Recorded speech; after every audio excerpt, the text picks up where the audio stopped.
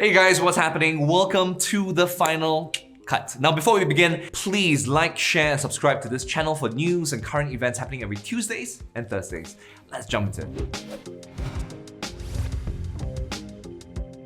Okay guys, this is a really sad story, okay? It happened in Langkawi. A 2-year-old toddler was with her 73-year-old granddad. They were in a car. They were on the way to pick up her elder siblings from school. After picking the siblings up, they drove home, parked the car outside the house. And at this point, when they all got out of the car, the granddad and the siblings, the toddler was still sleeping behind in the car, unaware of what's going on. After 2 hours, the mother suddenly realized that her child wasn't in the house. That's when they panicked and remembered that she was still in the car. Now at this point, the car has been outside under the sun for at least 2 hours. They found her locked in the car with all the windows shut closed, and they rushed her to the hospital where the toddler was then pronounced dead due to a possible heat wave. The Kedah Police Chief Dato' Zainuddin Yaakob, he said that they are investigating the case under Section 31A of the Child Act 2001, which means you could face a maximum fine of 20,000 ringgit or imprisonment of up to 10 years or both if you are convicted. Now hold on guys, before you break out the pitchforks and send hate messages and death messages to the family, just know that it's devastating for everyone involved, right? No parent or grandparent,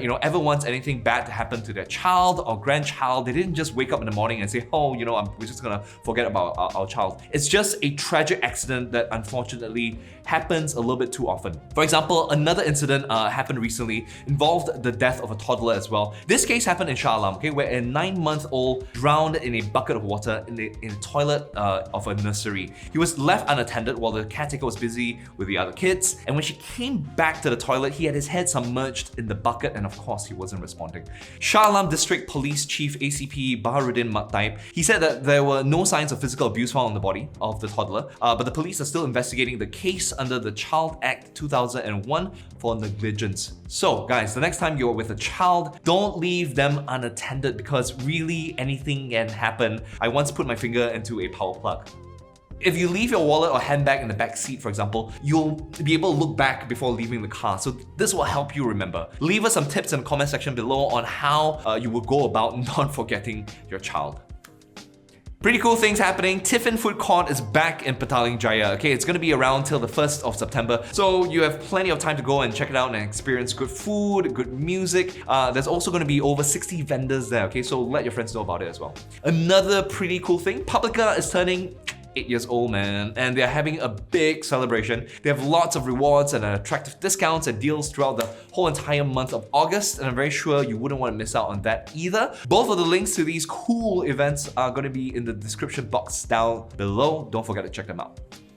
So, the Perak football team, they were Malaysia Cup winners last year, and as a reward for their amazing performance, they were given land by the Perak government. The only issue is that some farmers are on that land, and now the state wants to kick them out. So according to the Star, the order was made by the Kinta Land and District Office through a letter, and in the letter it says that all farmers must leave the area within 14 days or face the consequences. Quite ganas these guys. So these consequences include getting a 500,000 ringgit fine or 5 years in jail or both for occupying on government land. Chok Ying, his family has been farming corn on that land for 3 generations. Okay, he said that it's their only source of income. Now, they even tried to secure the land beforehand, but their former assemblyman didn't update them. So when they received this eviction letter, Chok Ying and his friends obviously contacted their current assemblyman for help. Now the assemblyman came back and said he could only extend the evacuation date until September 30th, but they would still have to move out. It pretty much sucks for everyone all around, right? Because the government basically, they have the right to do whatever they want with the land because it's legally theirs. But doing so will cause families to lose their livelihood. And I'm very sure the football team also feels horrible for kicking these farmers out so they can have the piece of land, because people's lives are at stake here. So, what now? Well, PSM Chairman Dr. Michael Jayakumar Devaraj, he suggested that land from government-linked companies was given out instead. What do you guys think about this story? Is it ridiculous, or is it the farmer's fault because it's not technically their land? Leave us some comments down below. I think as a guy, you don't really have to think much about going out for a morning jog, right? You just pick the time, the place, you get your gear, and then you go. Not so easy for girls though. For example, this lady, her name's Aya. She went for an early morning jog around 7 a.m. in her neighborhood in Massachusetts, USA. Just as she was jogging, she saw a man exposing his private parts. I saw a guy pulling his pants down up to his knees. Is a little weird because there's nowhere to pee. It's an open path. It's Memorial Drive. You have on one side the river, the other side the highway.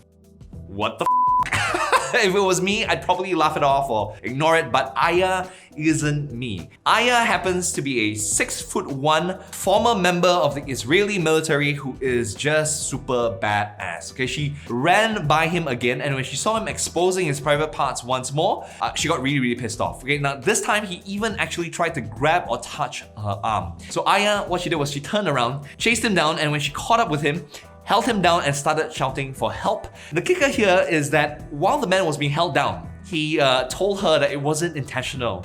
Sure, I guess his appendages, it frees itself from its pants on a regular basis from 9 to 5. Someone give this man a medal for his effort anyway. Sadly, no one came to help her out as she held him down for 5 minutes and the man somehow or other managed to run away from the 6'1" woman. She called the authorities, of course, and reported the incident. And in an interview with NBC Boston, she had this to say.